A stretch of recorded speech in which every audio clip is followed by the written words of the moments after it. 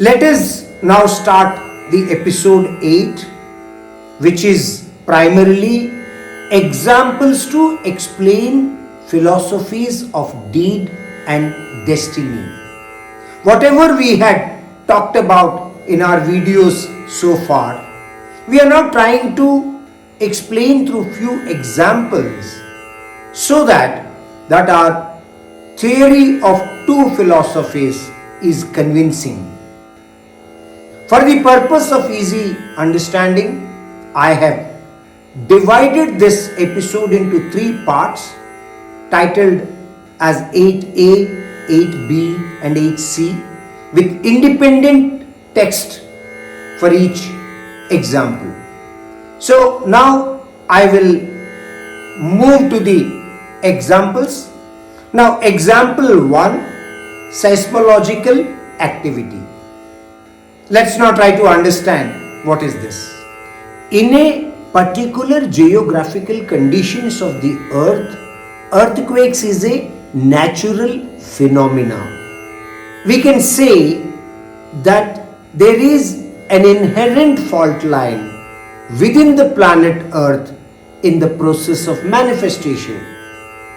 Many of us basically know that the plate tectonics theory is the cause for earthquakes.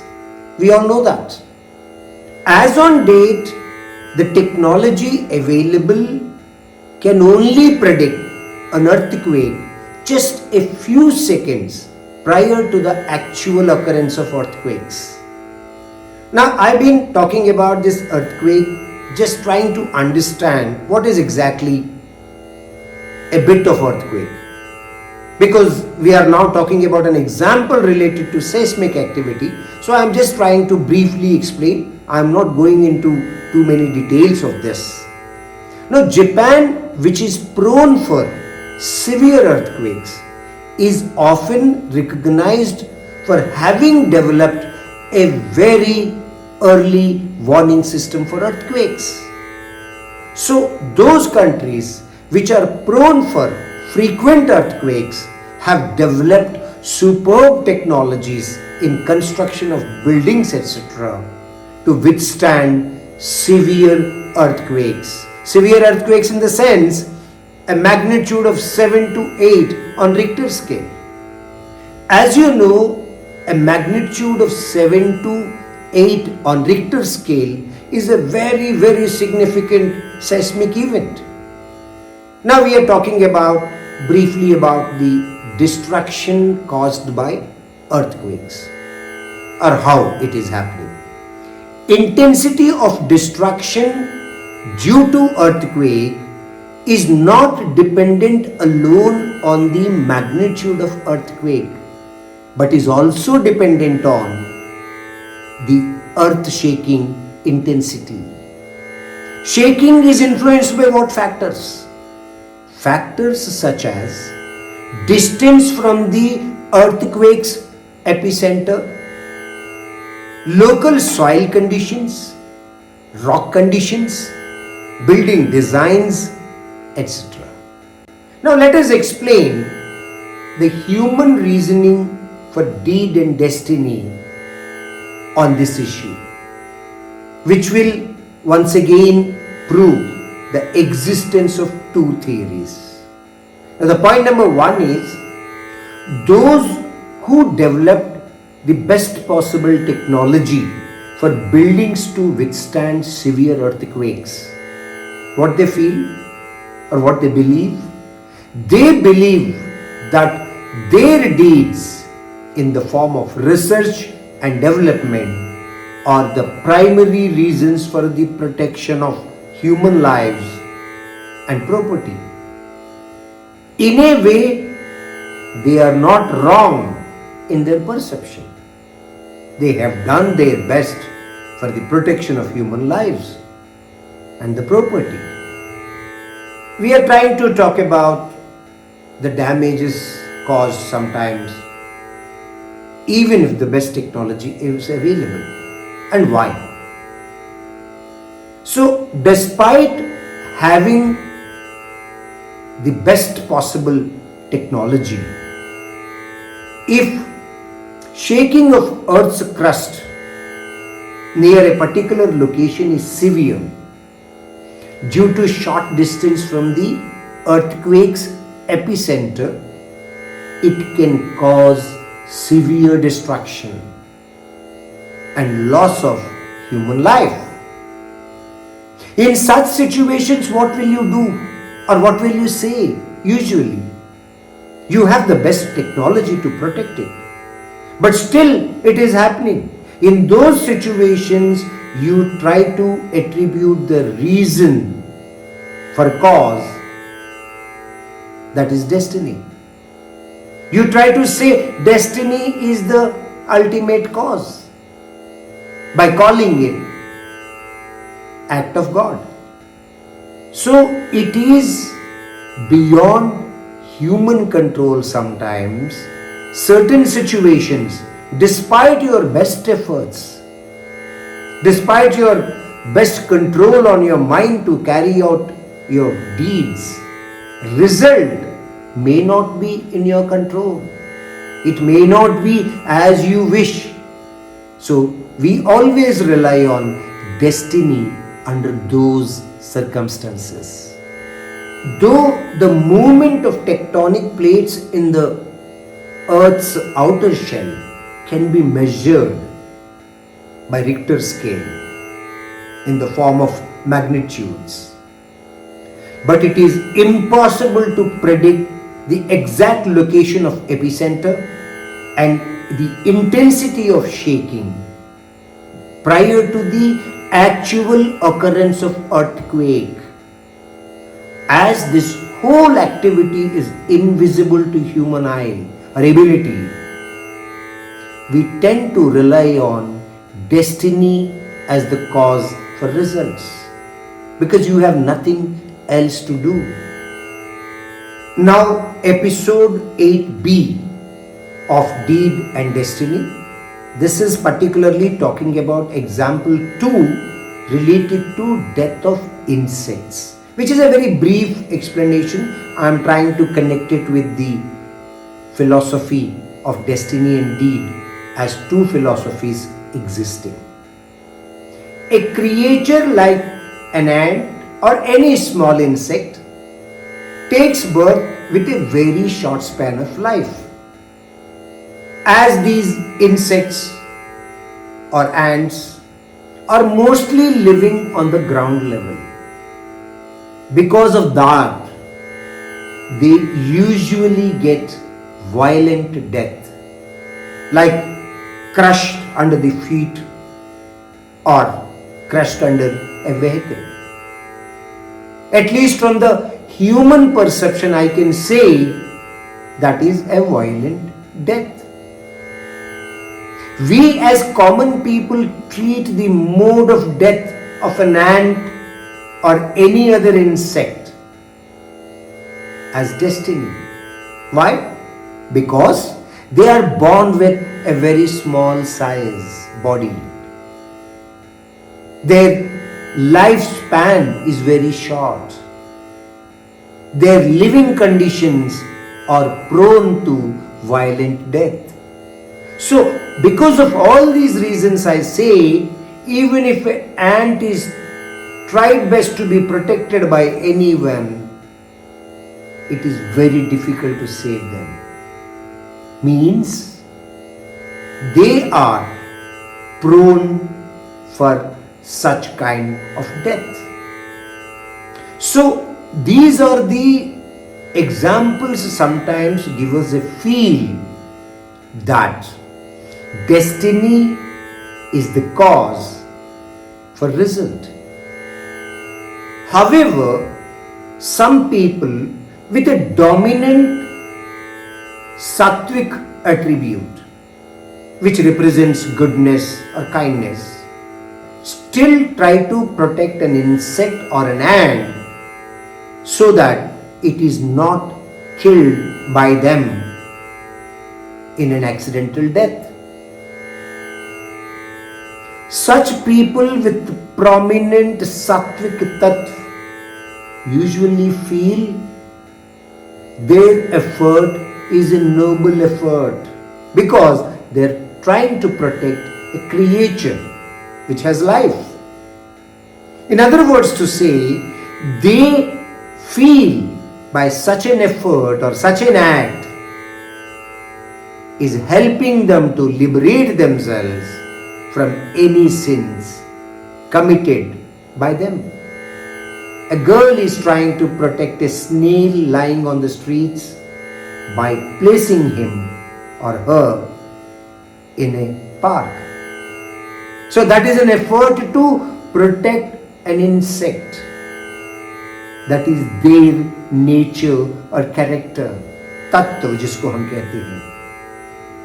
This example once again proves the existence of two theories or two philosophies. In other words to say, deed and destiny at times coexist and are also dependent on human nature. Because an insect which is prone to violent death, some people still try to protect it. They don't just leave it. That is the sattvic tattva. Whereas some people just simply allow it to happen. Because their philosophy is based on destiny. They are prone to such death. Now we are talking about episode 8c, which is the third part of episode 8. This is the example 3, which is titled as An Accident on Busy Road.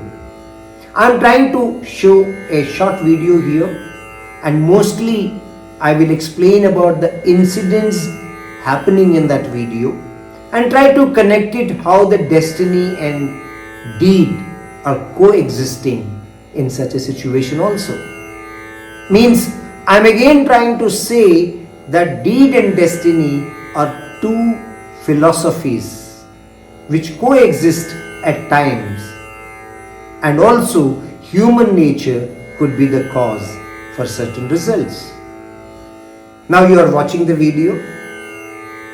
It shows a man rides a horse on a busy city traffic road, which is a violation of the city law, traffic law. First of all, he is riding a horse on a motorable road, which is not a routine act. Because on a motorable road, you can't ride a horse. So it is in violation of the law. First point we have to note. Point 2, what we have to look at this video.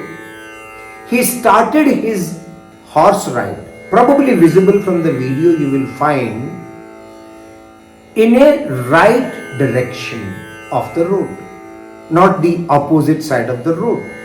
But what happened? Suddenly the horse galloped and moved towards the opposite side of the road.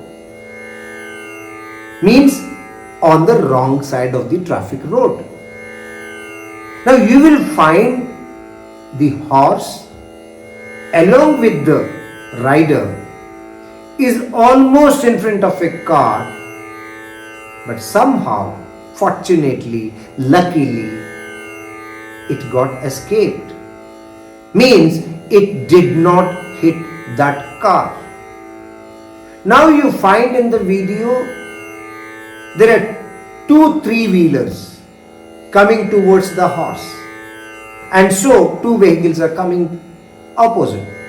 Means in a way vehicles are coming towards the horse. Suddenly the horse galloped and was almost hitting the 3-wheeler on the right side of the road. But fortunately again that vehicle got saved from a hit by the horse. So now you see what we are talking about here, luck. Because of luck, that horse did not hit those vehicles. Otherwise, they were almost prone for a hit by this horse. Now in the video, what is happening? That means the horse would have hit any of these three vehicles, but all of them got escaped. Finally, what happened? Because it's on the wrong side, it's galloping. There has to be some accident. There's no other option in this particular video what we are seeing. Finally, the horse along with the rider hit the vehicle behind these two vehicles. Means first car got escaped from a hit, two other vehicles got escaped from a hit, but finally the third vehicle was hit by this horse.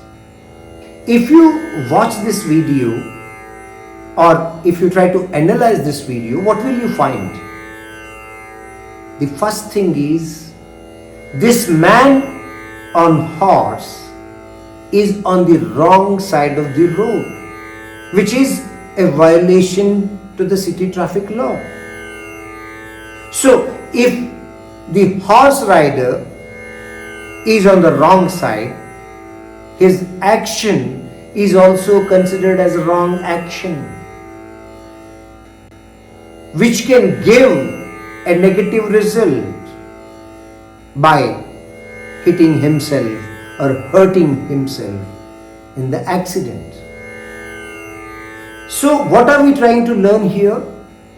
If your deed is wrong, then the result from that deed can be negative or harmful for the doer, that is karta. This can be explained in inductive logic of law. This generalization may not be true always, but we can consider it here as inductive logic of law. Because if your action is wrong, your result is tend to be wrong, causing you harm. Total 3 vehicles got escaped from the accident by this horse on the wrong side of the road. So we can easily presume that they were fortunate enough and so got escaped unhurt. This can be explained or linked as a result of past deeds by those people in this life or previous lives. This is what related to deed as the cause for result, because they got unhurt, their previous actions are considered as the cause for this result. Now the point we are discussing here is the 4th vehicle along with its passengers, means the driver and passengers, got hit by the horse with all the force because it was galloping. All of them got hurt, fell on the road from their vehicle, and the vehicle also got damaged. Now, the most important question arises in our mind is, why only the 4th vehicle got hit by that horse? Why not? Or why the same thing did not happen with other vehicles? It's a very simple question. There is nothing, a big rocket technology to learn here. What we basically say here, we simply try to judge that it so happened because of their past deeds. since they were not found to be at fault at that particular moment, at that particular time. As we have no idea of their past deeds, then what do you think?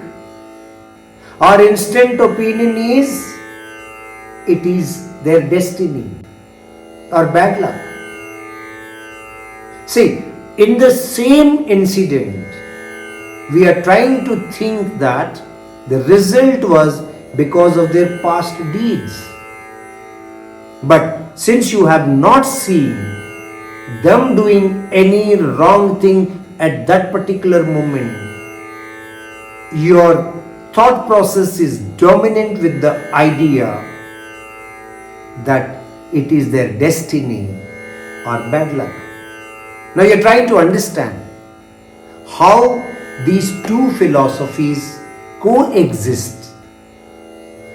So the concluding point of this episode 8 is that deed and destiny are the two ways of thought process, and hence the human path also comes across of both philosophies or theories. That is, deed and destiny are the causes for results. You cannot say in a particular way that deed is the only reason or destiny is the only reason. That is the human perception sometimes we rely on, and then we try to conclude it in a particular manner. Hari Om Namo